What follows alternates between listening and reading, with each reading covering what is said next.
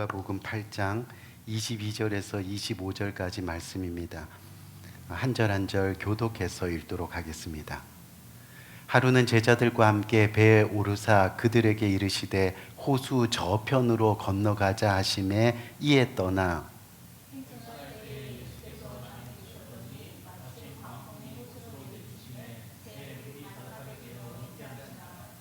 제자들이 나와 깨워 이르되 주여 주여 우리가 죽겠나이다 한데 예수께서 잠을 깨사 바람과 물결을 꾸짖으시니 이에 그쳐 잔잔하여 지더라.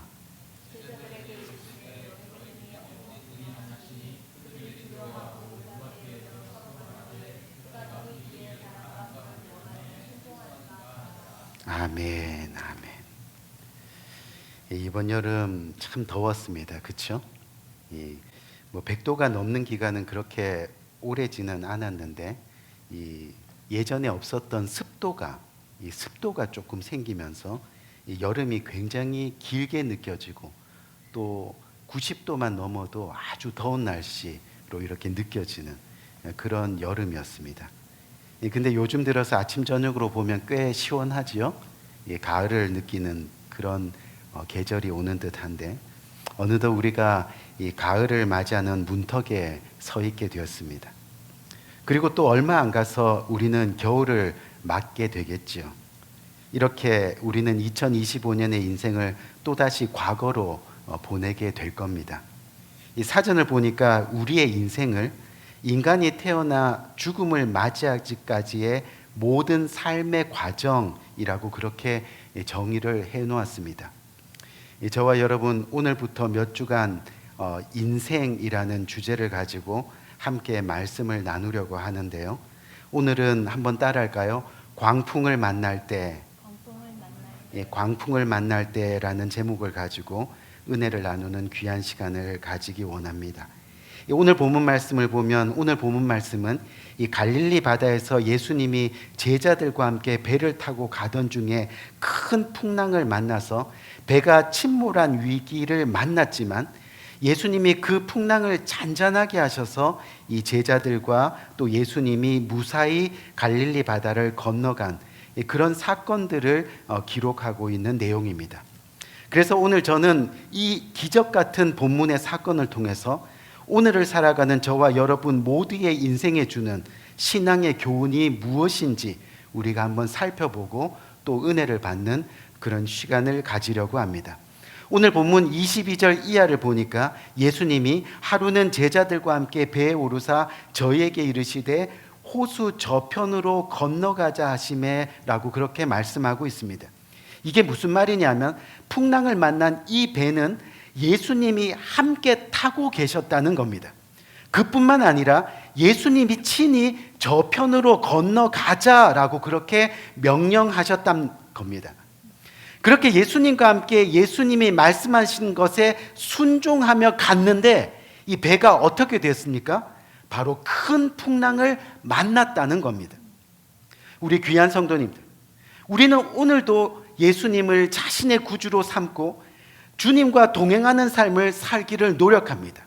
그 증거가 오늘 교회라는 방주에 모여 우리 모두가 함께 주님을 예배하고 있는 겁니다. 그리고 가끔은 들은 말씀에 순종하면서 그렇게 말씀대로 실천하고 애쓰는 저와 여러분들의 삶의 모습도 보이게 됩니다. 그런데 어찌된 일인지 예수님과 함께하는 우리의 인생의 그 배에 큰 풍랑이 일어나는 겁니다. 다시 말해 예수님을 구주로 삼기며 살아가는 성도에게도 때로는 광풍 같은 어려움이 찾아올 수 있다는 것을 우리는 봐야 한다는 거죠. 온 정성을 다해 하나님을 섬기는 성도들에게도 때로는 큰 고난과 또 아픔이 있을 수 있다는 것을 우리는 인지해야 한다는 거죠. 우리가 잘 아는 구약성경 창세기 12장 1절에서 2절 말씀을 보면요, 바로 믿음의 조상 아브라함 이야기가 나옵니다. 믿음의 조상 아브라함이 하나님의 말씀에 순종해서 이 본토 친척 아비 집을 떠나 내가 내게 지시할 땅으로 그렇게 가는 겁니다. 왜지요?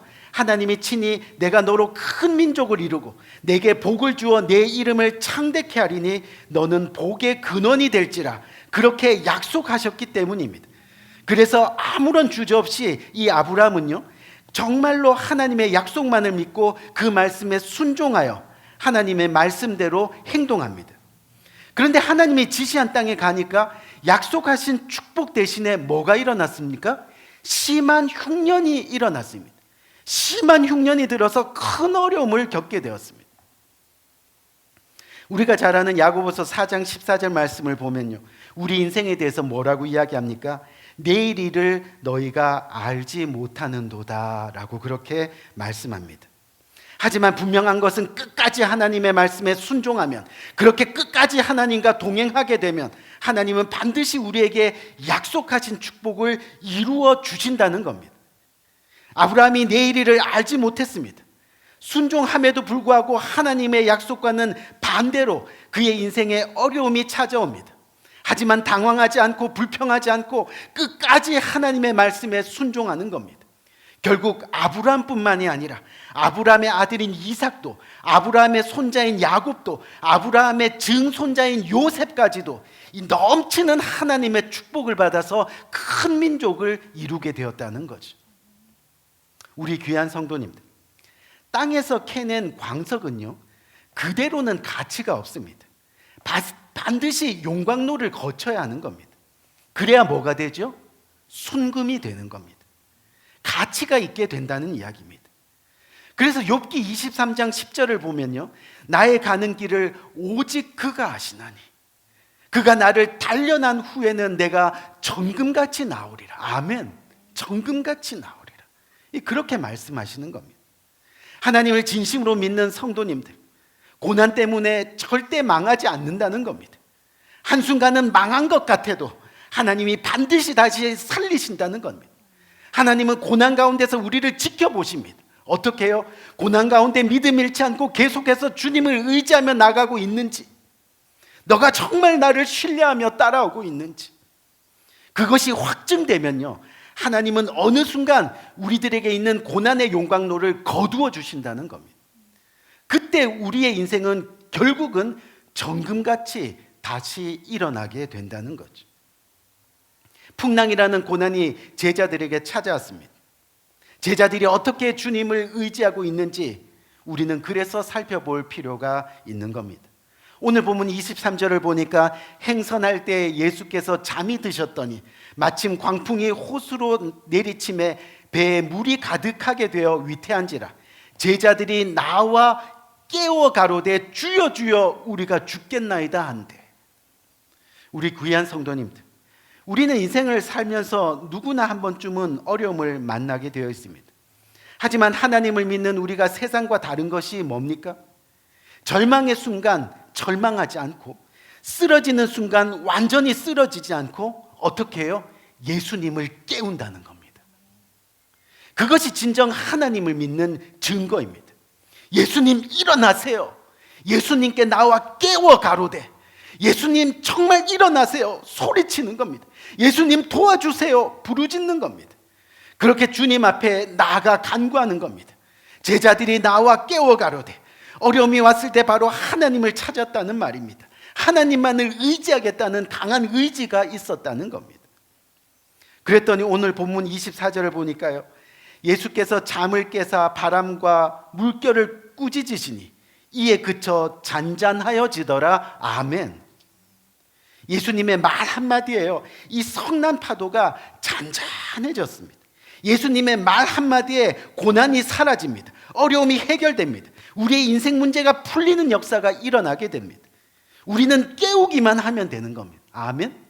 그 깨우는 것이 믿음입니다. 신앙입니다. 우리의 인생 가운데 반드시 있어야 될 믿음의 여정이 되는 겁니다. 시편 50편 15절 말씀을 보니까요, 환난 날에 나를 부르라 내가 너를 건지리니 내가 너를 영화롭게 하리로다. 아멘. 환난 날에 나를 부르라 내가 너를 건지겠다. 내가 너를 영화롭게 하겠다 라고 그렇게 말씀하셨습니다. 환난 날에 염려하지 말고, 고난의 날에 불평 원망만 하지 말고 풍랑 만난 예수님의 제자들처럼 예수님을 깨우라는 겁니다. 예수님께 부르짖으라는 겁니다. 그러면 살아계신 주님께서 우리를 대신해서 일어나 우리를 도우시겠다 약속하셨습니다. 여러분, 우리가 잘 아는 이 강철왕 하면 누구입니까? 강철왕? 카네기, 그렇죠? 이 카네기는요, 세상에서 제일 성공한 사업가 중에 한 사람입니다. 근데 그가 청년 때 얼마나 가난했는지 모릅니다, 여러분. 가난 때문에 많은 고난과 시련을 겪었던 사람입니다. 근데 그가 세상을 떠나기 전에 이 평소에 그를 존경하던 사람들이 둘러앉아서 지금까지 이 세상에서 성공적인 삶을 살아온 비결이 무엇인지 한번 말씀해 주세요. 그렇게 물었습니다. 그때 카네기가 뭐라 그랬느냐 하면요, 저의 성공적인 삶의 비결은 기도였습니다. 매일 기도 생활을 통해 내 자신을 온전히 하나님께 바쳤습니다. 그랬더니 가난으로 겪어야만 했던 정신적인 갈등과 고통, 그리고 어려움이 사라지고 평안을 누리게 되었습니다. 여러분, 광풍을 잔잔하게 하신 주님의 능력은요, 아무나 그냥 얻는 게 아닙니다. 기도의 파이프를 연결해야만 얻을 수 있는 겁니다. 여러분, 이 수원지에 물이 가득하지만요, 아무 곳에나 물이 흘러가지 않습니다. 무슨 얘기예요? 수도 파이프가 설치된 곳만, 그것을 트는 곳만 그 물이 흘러가게 되어 있습니다. 하나님의 능력도 마찬가지입니다. 기도의 파이프가 설치되어 있는 사람에게만 나타나게 되어 있다는 겁니다. 그래서 야고보서 4장 2절을 보면 너희가 얻지 못하면 구하지 아니함이라. 아멘. 너희가 얻지 못하면 구하지 아니함이라 라고 말씀하고 있는 겁니다. 코로나라는 광풍이 우리를 찾아왔습니다. 그때 우리 교회는 파산의 위기를 맞았습니다. 6, 7개월 후면 교회 건물이 은행으로 넘어가는 상황이었습니다. 코로나가 끝날 무렵 우리 교회는 알링턴 시청의 행정명령을 따를 수 없을 정도로 계속되는 재정적 위기가 있었습니다.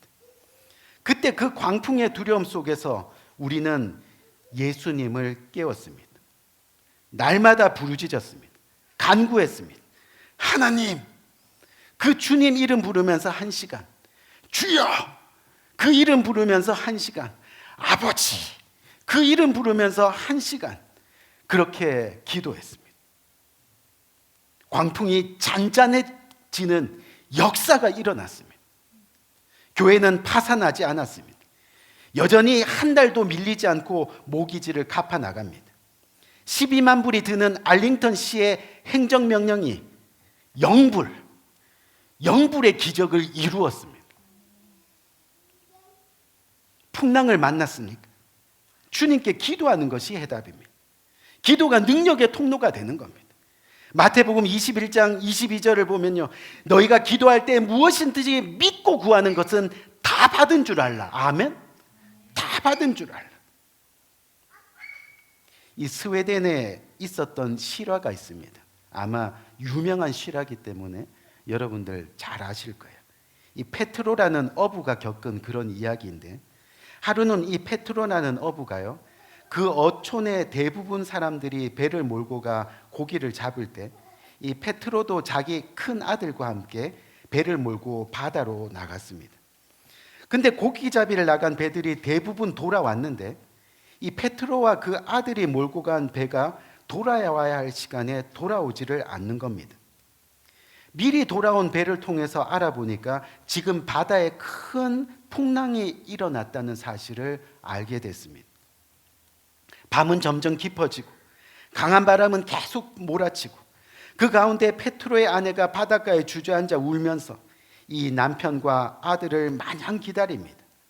그때 설상가상으로 집에 혼자 있던 어린 막내가요, 집을 보다가 촛불을 잘못 툭 하고 건드려서 그 촛불이 넘어지면서 집에 불이 나기 시작했습니다. 온 동네 사람들이 모여서 그 불을 끄느라고 정신이 없었습니다.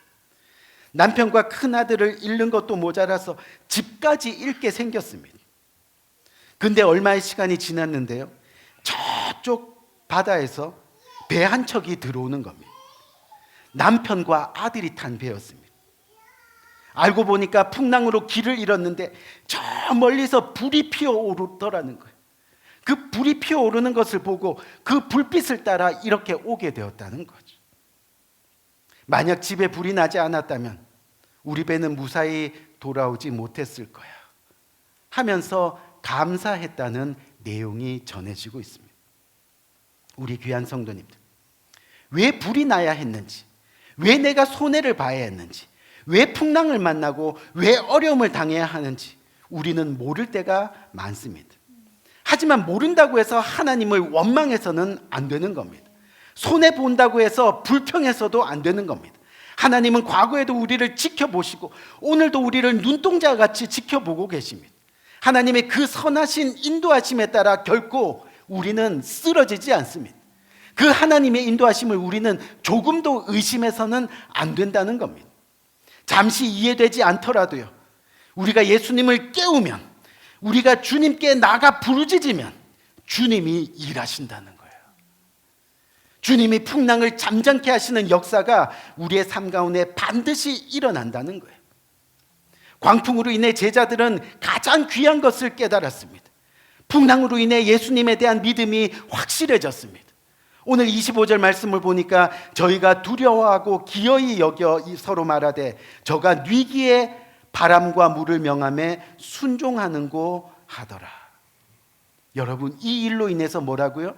제자들이 예수님이 누구신가, 예수님의 크신 능력을 체험하고 깨달았다는 거예요.